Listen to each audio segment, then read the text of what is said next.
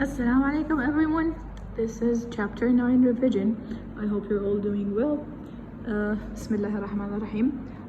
Page 169.1. What is rate of reaction? So first, the meaning of rate of reaction, if you're trying to measure it, you need to know how fast or slow a chemical reaction takes place. So it's a very simple definition. It's actually always depending on the time. It depends on the time. You have to measure the time, and the three ways you're using to measure the rate of the reaction. Before you start, go to the key points here so you can understand the summary or what we should learn exactly in the lesson. How to measure the rate of the reaction exactly. First, you have some reactions which take place slowly, like roasting, and some other reactions which take place quickly or fast, like explosions. So the rate of the reaction could be like a slow reaction or fast reaction. But how would you know exactly the rate of the reaction or how fast the reaction is? You have three ways. The first way is by measuring the time the reaction takes, just by using a stopwatch. Measuring the time when you start the reaction, then measuring the time when there is no effect anymore, or when all the reactions turn into products, so there is no products coming out anymore. So you will stop the stopwatch. You will measure the time taking and you will use it to determine the rate of the reaction, which is the simplest way. The second way is by measuring the amount of product formed per unit time. So there is time in three of them. There is time here, there's time here, and there's time here.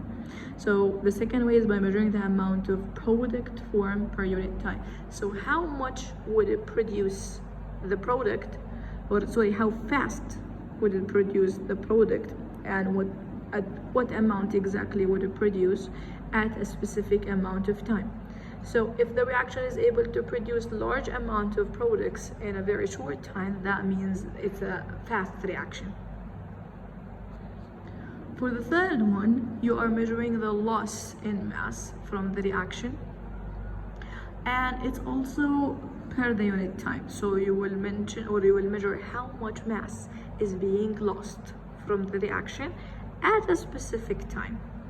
Like maybe after 20 minutes, the reaction lost 50 cubic centimeters, or sorry, my bad, 50 grams or something, because you're measuring the mass. So you are measuring by three ways: the time taken, the amount of products, the loss of the reactants, the loss in the mass of the reactants. Time, products, reactants, three ways. Okay, now let's go through them in details. First, measuring the time taken, which is the easiest. For any reaction, you're gonna start the reaction, like here, magnesium and dilute hydrochloric acid. Whenever you start the reaction and see bubbles started to come out, you're gonna start your stopwatch, trying to measure the time. And you will see bubbles coming out. When the bubbles, like bubbling, stop, you will know that the reaction is over and all the reactants have turned into products already, and you can stop your stopwatch. So you measure the time. Let's say that the time was 60 seconds for the reaction to complete. So the rate of the reaction will be 1/60, 1 over the time taken. And its unit gonna be as it's 1/second or 1/time. So the unit is gonna be also 1/second or second to the power of -1. So this is the simplest way, using a stopwatch, measuring the time taken for the reaction, then measuring the rate by 1/time. The simplest way and the fastest way. Now the second way is very good to use when you are having gas production, like this reaction of hydrochloric acid, dilute hydrochloric acid, reacting with marble chips, which is scientifically, chemically, calcium carbonate. You just put the dilute hydrochloric acid, you add the marble chips, and according to the equation here, we have three products. calcium chloride, water, and carbon dioxide. But it's not the easiest thing to do to measure the salt, because the salt dissolves in water and it's not easy to collect it, measure its amount, measure how fast it's being produced, measure its mass by the time, or its volume by the time. So it's not a good choice to measure the mass of the, or the volume of the salt. And it's not wrong, but it's not the easiest. Water, same thing for the calcium chloride. It's not easy to collect the water, evaporate it and condense it and so on. So the easiest one here is to measure the amount of carbon dioxide being produced at a specific time, or within a specific time. So I'm measuring the gas, the carbon dioxide, but how would I know? How would I collect the gas and measure its amount? I will use a gas syringe, as you have it here on the diagram, figure 9.5. When the reaction starts, you will measure the change in the volume using the gas syringe. You will not measure only when you're done. You will keep measuring, like after 10 seconds this was the volume, then after 20 seconds the volume became more, then after 30 seconds became more, and so on. So you keep measuring from the beginning, and while measuring the volume here with using this gas syringe, you're gonna also use the stopwatch, because you always measure the time to know the rate. Now, after you're done, you have this graph that looks really complicated, but it's really so easy. Now let's understand what's going on here. We have time taken on the x-axis, and we have the volume of carbon dioxide on the y-axis. Why did I put them this way? Because actually the time, we say that by the time the volume changes, so the time here should be on the x-axis, and at the volume depends on the time, or changes by the changing of the time, or by the change of the time, the volume is going to be on the y-axis. Now you're going to plot the time. You have half a minute, 1 minute, 1 minute and a half, and so on. So you measure the volume every half a minute, and then you have here, you will go up from the half minute here until you reach the line. Then you check the volume on the other side, how much was it? Then you will keep plotting. You will have a line that looks like this. What does it mean? At the beginning, you have the gradient, it's very steep.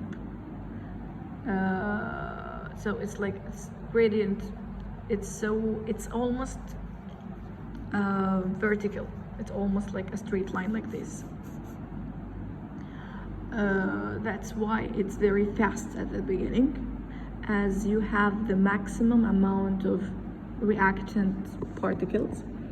So at the beginning it's gonna be so fast, as you have all of the reactants particles. There is no products yet. There are no products yet. So by the time the reactant particles start turning into products, so you will have less reactant particles. So the reaction will slow down, will keep slowing until it stops. Why did it stop? Why the gradient here is 0? Why the reaction stops? Why is it like horizontally or parallel to x-axis? It's actually because the reaction stopped as all the reactants have turned into products already, so there is no more reactants to react, and the reaction is over. There is all the reactants have become products now. That's why the reaction stops.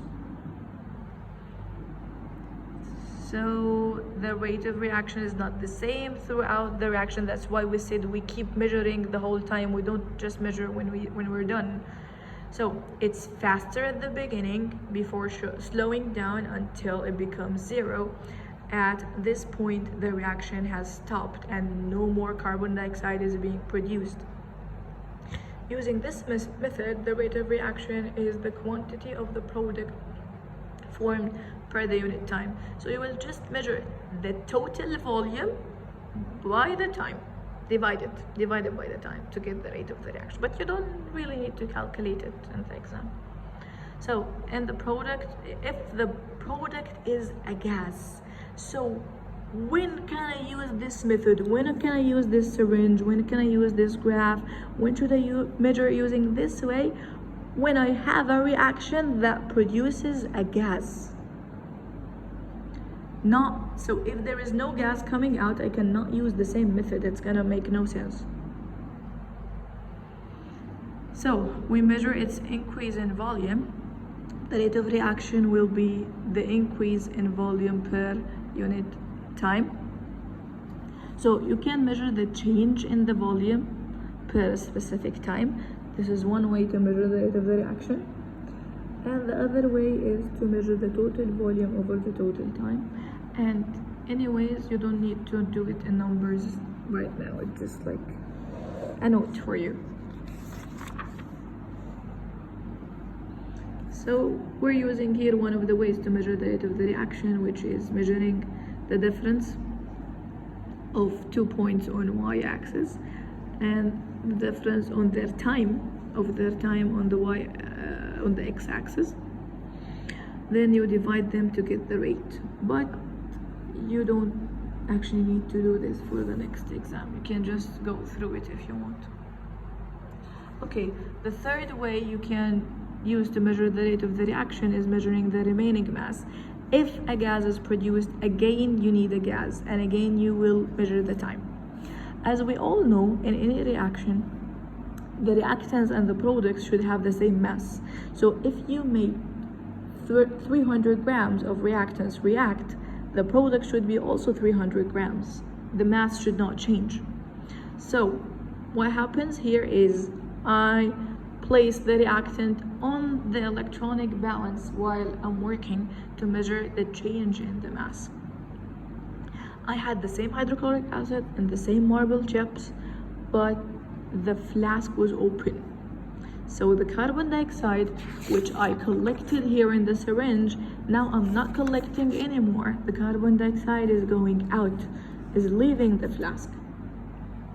So this mass, do you think should increase or decrease if the gas is leaving out, moving out, leaving the reaction? So I'm expecting this mass to become less, to decrease. And how fast it decreases, this is how fast the rate of the reaction is. So let's plot our finding on a graph using also a stopwatch. I was like, after 10 seconds, this reaction lost 15 grams. Then after 20 seconds, the reaction lost specific grams, and so on. So I keep measuring the time and how much did it lose by specific time. Let's see them here in a clear way. So I've plotted them here. Let's check this out. So maybe after half a minute, the mass of flask was almost a little bit less than 110, like 109 or something. This is after half a minute only. After 1 minute, after you waited for like some time, the mass of the flask became almost 103, almost between 100 and 105, 102, 103. So it was 109, then it became 102. So the mass is decreasing, it's going down, as you see here on the line. So the gradient is also decreasing. As we said, always in the beginning, it is steep. So it's the fastest as we have the maximum amount of reactants react. So, and the most chance of successful collisions. So they react in the beginning, then it keeps slowing down the rate of the reaction. The gradient keeps decreasing and the reaction keeps slowing down until again it will stop when all the reactions turn into products. So there's no more reactions to react, so the reaction is over. So what do we notice here? The relation between the time and the mass of the flask. By the time, the mass of the flask decreases. And how fast does it decrease? This is you can use to measure the rate of the reaction. Again, you will do the same thing to get the difference of these and to divide it by the difference of these, but I don't want to confuse you by how to mathematically measure the rate of the reaction, because we don't need to do it now. But like in a very simple way, you're gonna just do y divided by x again. Difference of y divided by difference of x, like y2 minus y1 divided by x2 minus x1. Anyways, I don't need to confuse you with it right now. If you're curious to know it, it's over here. If you're not, so good for you. Now, why does the rate of reaction decrease with time? Now, you have the detailed answer. At the beginning of any reaction, there are like many reactant particles, as we said. So the main thing that determines the rate of the reaction is successful collisions. If we have too many reactants, that means they will collide more, like this, poo, literally like poo. They will collide, they will hit each other. If they hit or collide with a specific or the required amount of energy, they will create the products. So as we have many reactant particles, so we have more successful collisions between reactant particles. It happens frequently, and the reaction, when the reaction proceeds quickly because of more collisions or more successful collisions. But as time passes, the reactants turn into products, right? So you have less reactant particles and more product. So less chances of successful collisions. So what happened in the beginning? These are the particles of the reactants. They were all reactants, too many. And there was no products at all.